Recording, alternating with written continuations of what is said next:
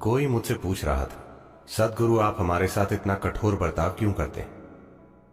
Many of the gurus say nice things. कई गुरु अच्छी बातें बोलते हैं, आप लगातार कठोर बर्ताव करते हैं। हम जो भी करते हैं आप कहते हैं ये काफी नहीं। ऐसा मैं नहीं बोल रहा, आपके भीतर का जीवन बोल रहा है ना, कि आप जो भी करते हैं वो काफी नहीं है। हेलो, हाँ? आपके भीतर का जीवन बोल रहा है आप जो भी कर रहे हैं वो काफी नहीं है। मैं बस उसी सच्चाई को एक गूंज बना रहा हूं। सबसे बढ़कर मैं अब थकने लगा हूं, तनाव मिटाने वाला और आपके पति या पत्नी को सुधारने वाला गुरु बनते बनते।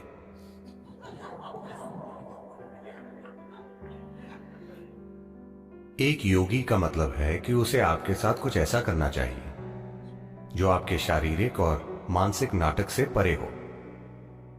मैं आपके शारीरिक और मानसिक नाटक का निर्देशक नहीं हूं।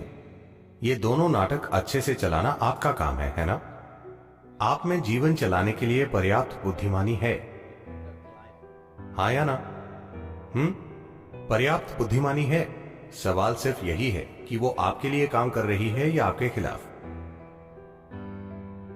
जब आपकी बुद्धिमानी आपके खिलाफ काम करती है तो आपका काम खत्म।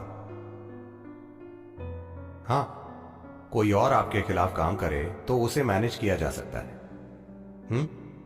उसे मैनेज किया जा सकता है। जब आपकी ही बुद्धि आपके खिलाफ काम करने लगे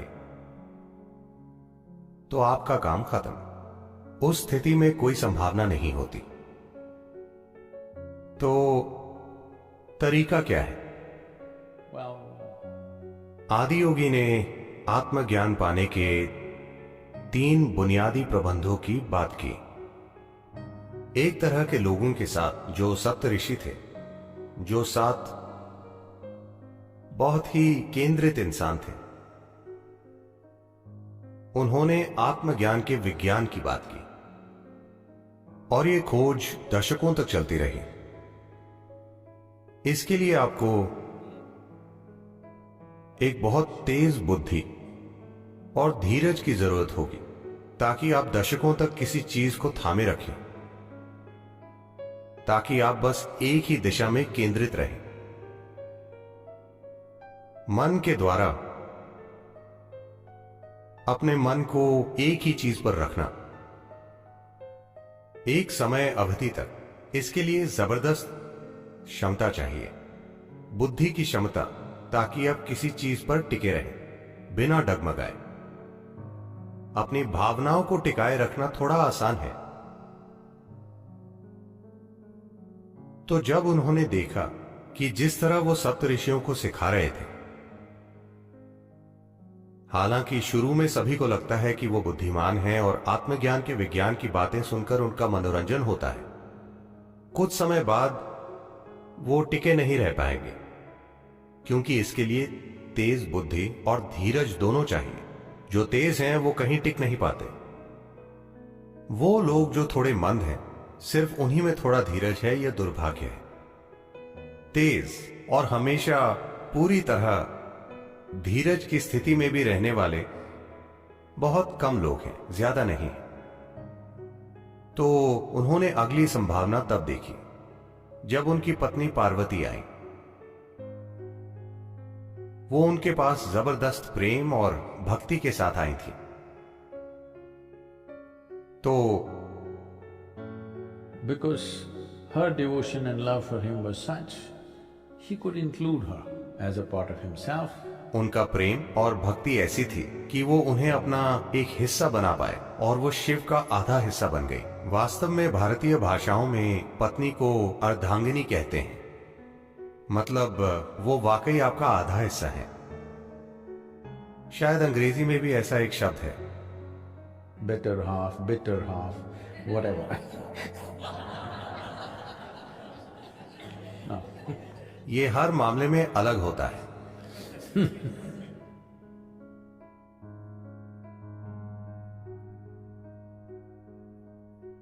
तो उन्होंने ये दर्शाया कि सिर्फ भावनाओं से आप वहां कैसे पहुंच सकते हैं, क्योंकि जब आपकी भावनाएं किसी से जुड़ जाती हैं तो केंद्रित रहना बहुत आसान होता है। जब 18 या 20 की उम्र में आपको किसी से प्रेम हुआ था तो आप उनकी छवि अपने मन से मिटा ही नहीं पाते थे, वो हमेशा वहीं रहती थी। क्योंकि जब आपकी भावनाएं किसी से जुड़ जाती तो आपका मन बस वहीं रहता है। आप जो भी सोचते हैं, आप जो भी करते हैं, और आपकी ऊर्जाएं भी उसी दिशा में मुड़ जाती हैं, क्योंकि आपकी भावनाएं किसी चीज से जुड़ गई। तो पार्वती ने यही किया। उन्होंने अपनी भावनाएं आदियोगी से इस तरह जोड़ दी कि जो भावनाएं प्रेम के रूप में शुरू हुई वो भक्ति बन गई।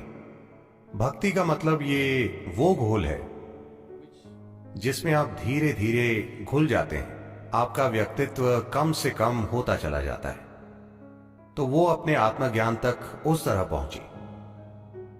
उन्होंने उन अर्थों में परम तत्व को जाना। वहां कुछ और भी प्राणी थे जो उनके अपने थे।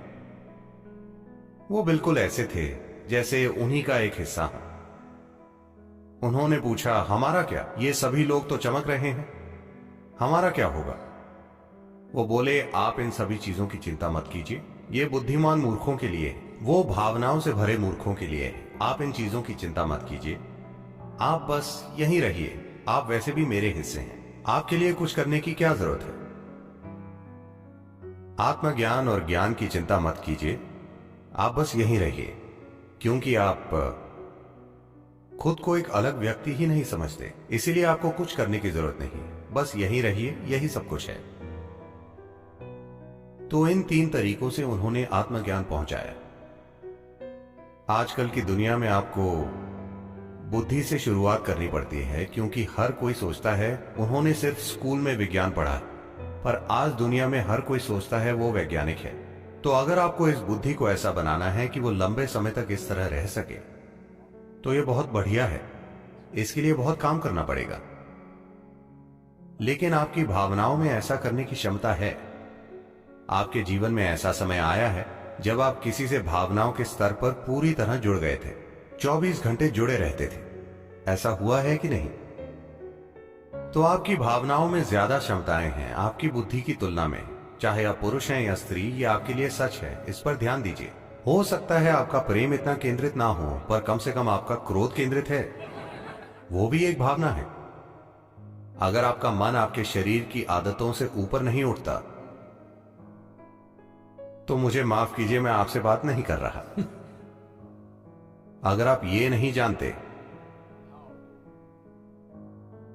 कि अपने मन को अपने शरीर की आदतों से ऊपर कैसे ले जाएं, अगर आप उनसे ऊपर नहीं उठते, तो आपसे ऊंची चीजों की बातें करने का क्या फायदा है?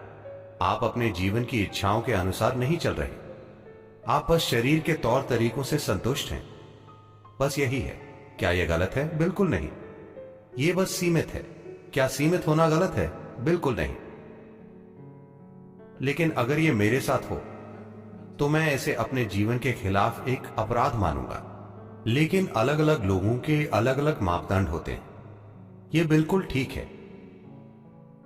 बस यही है कि ऊंची चीजों की बातें मत कीजिए जब आप ये चाहते हैं।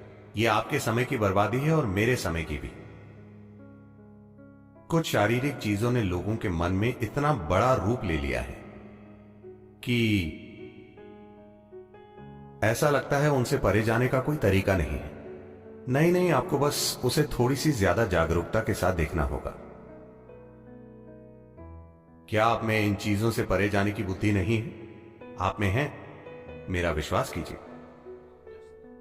बस यही है कि आपकी बुद्धि इतनी चीजों से बंध गई है कि ये सीधा नहीं सोच पा रही है, क्योंकि छोटी शारीरिक और मानसिक जरूरतों को आपने इतना ज्यादा सजा दिया है, इतना ज्यादा श्रृंगार किया है कि आप आर पार नहीं देख पा रहे हैं कि ये क्या है।